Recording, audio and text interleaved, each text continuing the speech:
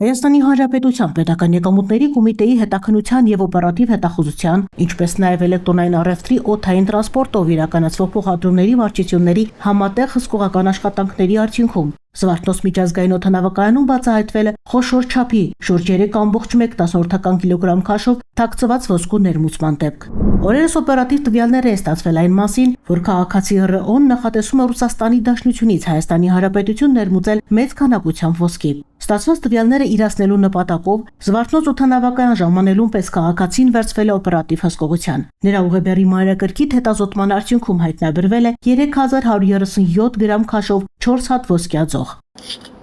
Պարզվել է, որ ոսկյաձողերը ներկված են եղել սև եւ արծաթագույն եւ տեղադրվել են ճամպրուկի ներսի եզրային հատվածներում այնպես, որ արտաքին տեսքով նմանվեն ճամպրուկի կառուցվածքային տարրերին։